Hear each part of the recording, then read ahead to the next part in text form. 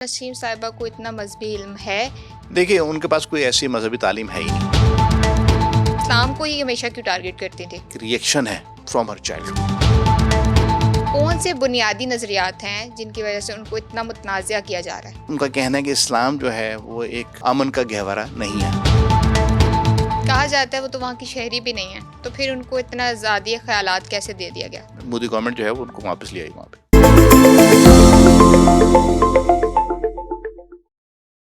अस्सलाम वालेकुम, मैं हूँ शेर मलिक, खुश आमदीद। आज हम बात करेंगे तस्लीमा नसरीन की, जो बांग्लादेश में पैदा होने वाली मुसन्निफ़ा और MBBS डॉक्टर हैं। वो कहती हैं कि मसाइल की जड़ कुरान, शरीयत और मजहबी इदारों में है। वो ये भी कहती हैं कि इस्लाम पर तनकीद करना मुसलमानों पर हमला करने के मुतरादिफ नहीं। इन सवालों के जवाब जानने के लिए चलते हैं जाफरी साहब के पास। आइए जानते हैं कि वो क्या कहते हैं इस बारे में। अस्सलाम वालेकुम, कैसे हैं आप? वालेकुम सलाम, आई एम गुड, आप कैसी हैं? अल्हम्दुलिल्लाह, मैं भी ठीक हूँ। ओके अच्छा, आज हम एक खातून की बात कर रही हैं, तस्लीमा नसरीन। जनाब। उनके बारे में बताइएगा, आप क्या जानते हैं उनके बारे में? वैसे तो आपने उनका तारुफ करा दिया है, लेकिन मैं भी थोड़ा सा ऐड करता चलूँ। She was born in a very well educated family, और जिस तरह का आप कह चुकी हैं कि वो एक MBBS डॉक्टर भी थी, उन्होंने डॉक्टरी जो है वो प्रैक्टिस भी की बांग्लादेश में। लेकिन उसके बाद उनका रुझान हो गया लिखने की तरफ, लिखारी जिसको कहते हैं, लिखारी बन गई।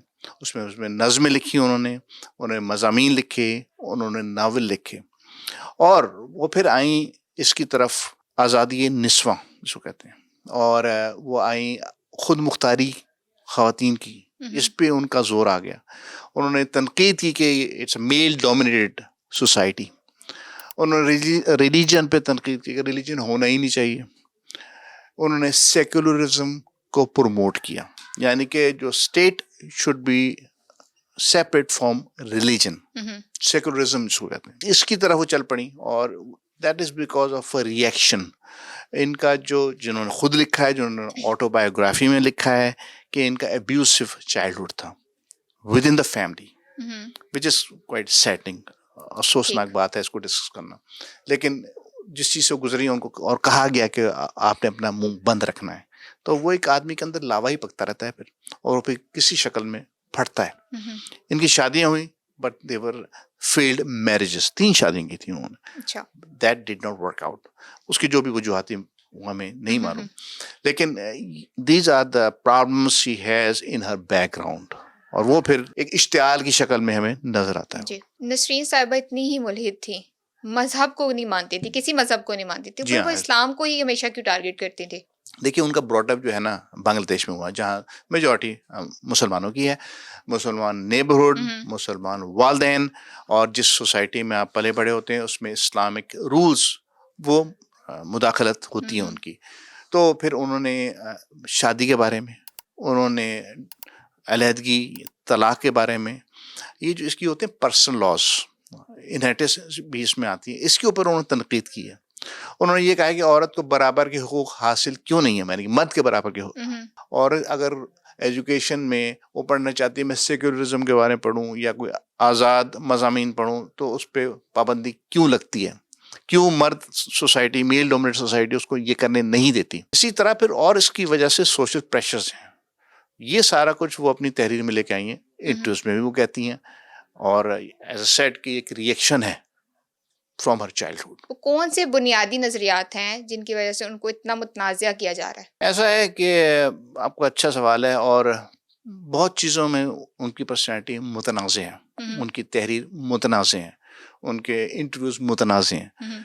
बुनियादी बात यह है कि उनको चिढ़ है कि ख़वातीन को मर्दों के बराबर हमारी सोसाइटी में, यानी कि मुस्लिम सोसाइटी में हुकूक हासिल क्यों नहीं है। उनका कहना है कि इस्लाम जो है वो एक अमन का गहवरा नहीं है, it's not a peace loving religion.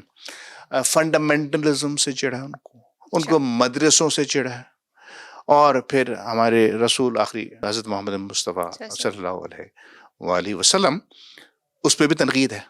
तो ये सारी इश्तियाल दिलाने वाली बातें हैं। और क्यों हो रहा है सारा कुछ, जब आप इसको, इस्लाम को एक डिवाइन रिलीजन नहीं समझेंगे किसी शख्स की ये पैदावार है और उसने पिला दिया और वो लोग उसके पीछे चल पड़े, तो वो फिर आप तो फिर जो मर्जी करें, जो मर्जी आप मानने को तैयार ही नहीं है कि कोई रिलीजन कोई चीज़ है, आसमानी चीज़ है, she doesn't have a belief, she doesn't have a belief in God, تو بس پھر سب کچھ ہی ختم ہو گیا نا پھر. تو نسرین صاحبہ کو اتنا مذہبی علم ہے یا اتنی اتھارٹی دے دی گئی ہے کہ وہ مذہب کے خلاف یا مذہب کے بارے میں اس طرح کی باتیں کر سکیں؟ دیکھیے ان کے پاس کوئی ایسی مذہبی تعلیم ہے ہی نہیں، وہ اس طرف سے ڈیبیٹ ہو گئی تو تعلیم دور کی بات ہے. ہوتا یہ ہے کہ اگر آپ قرآن پڑھ لیں، اگر آپ احادیث پڑھ لیں، اگر آپ شریعہ پڑھ لیں and you spend a few years in that, تو آپ کو اس سے کچھ واقفیت، جس کو فیملیرٹی کہتے ہیں، وہ حاصل ہو جاتی ہے کہ اس طرح چیزیں لکھی ہوئی ہیں. اور جب تک آپ فقہ نہیں پڑھیں گے، جب تک آپ تفسیر نہیں پڑھیں گے، جب تک آپ احادیث کی گہرائی میں نہیں جائیں گے، تب تک آپ اس چیزوں کے قریب نہیں پہنچ سکتے. صرف ترجمے سے قرآن پڑھ کے اور سمجھ لینا تو اٹس ناٹ ایکسیپٹیبل.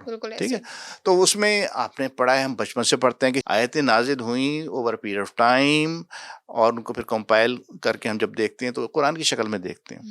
تو ایسے نہیں کہ آپ ترجمہ پڑھ کے اور آپ اس پہ تنقید شروع کر دیں.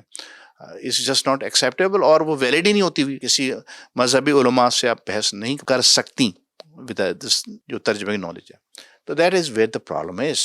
کہا جاتا ہے وہ تو وہاں کی شہری بھی نہیں ہے، تو پھر ان کو اتنا آزادی خیالات کیسے دے دیا گیا؟ دیکھیے انڈیا میں بھی قانون ہے، اور جو یہ چیز کو کور کرتا ہے، اس میں آرٹیکل 19(1)(a) اور آرٹیکل 19(2) یہ ہے، آپ کو الاؤ کرتے ہیں کہ آپ اسپیچ اور ایکسپریشن کی آپ کو آزادی حاصل ہے.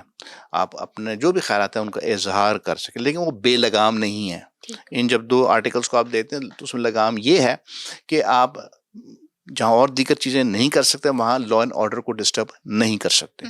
اس کے بعد ان کا ایک کرمنل لا ہے، سیکشن ہے 299، جو کہ آپ اگر آپ ڈیلیبریٹلی اور میلیشیسلی کسی کے بلیف اور کسی کے جو بلیف یعنی کہ اس کے عقائد یا اس کی جو اینٹیٹیز ہیں اس کے مذہب میں ان کو برا بھلا کہیں گے تو اس پہ پھر سزا ہے. اب یہ چونکہ ایز اے وزٹر آئی ہوئی ہیں، اسٹل شی کین پریکٹس دس، کوئی ممانعت نہیں ہے. She can participate in events, she can publish material, she can speak. تو ان کو یہ آزادی حاصل، لیکن جو بندش ہے وہ اپنی جگہ پہ ہے.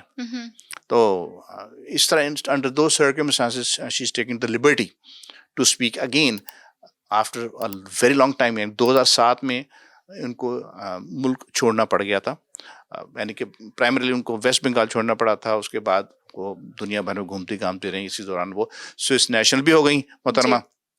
اور اب جو ہے بی جے پی گورنمنٹ نے ان کو، جب سے انہوں نے بے ایمانی کر کے ویسٹ بنگال میں سیٹیں جیتی ہیں، انہوں نے گھپلا کی، انہوں نے 100 سیٹیں جو ہیں بے ایمانی کر کے جیتی ہیں. اور اس سے پہلے جو ٹی ایم سی گورنمنٹ تھی، they lost because of this دھاندلی، میں کہوں گا، in election. That's how they came to power.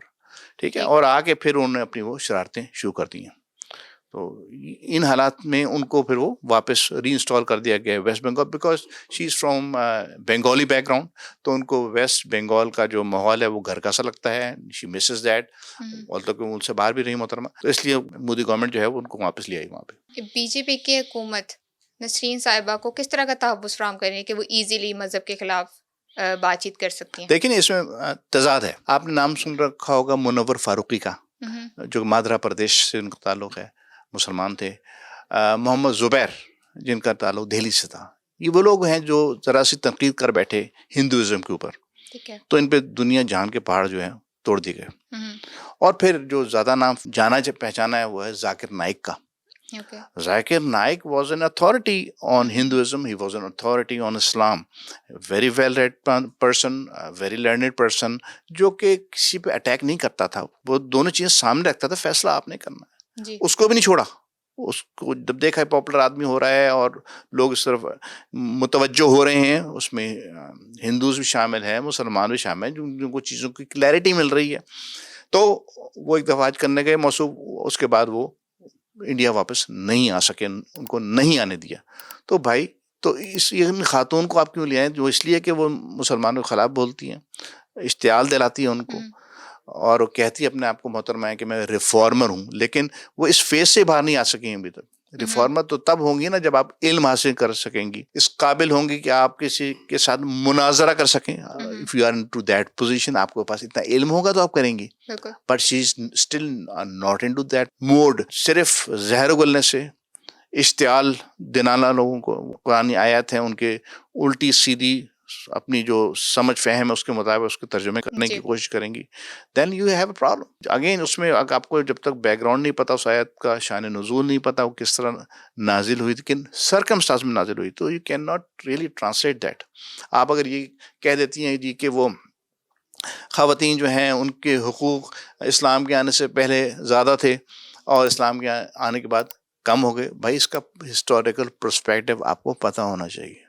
وہ آپ کے پاس علم نہیں ہے. صرف باتیں کہہ دینا اور کسی چیز کو ذلیل کرنا, that's not going to help to change somebody's religion. وہ شی پھنسی ہوئی ہے اسی اسٹیج میں, she is not getting to the point of being a reform. وہ کہتی تو یہی ہے کہ میں مسلمانوں کے خلاف نہیں ہوں, میں اسلام کے بارے میں بولتی ہوں, but that's not the case actually. ٹھیک ہے, بہت شکریہ جعفر صاحب آپ کا. امید ہے کہ ناظرین کو ہم نے ضرور بتانے میں کامیاب ہوں گے کہ تسلیمہ نسرین کون خاتون ہے. امید ہے آج کا پروگرام آپ کو اچھا لگا ہوگا. اگلے پروگرام میں پھر ایک نیو ٹاپک کے ساتھ حاضر ہوتے ہیں. مجھے اجازت دیجیے گا. کمنٹ باکس میں اپنی رائے دینا نہ بھولیے گا.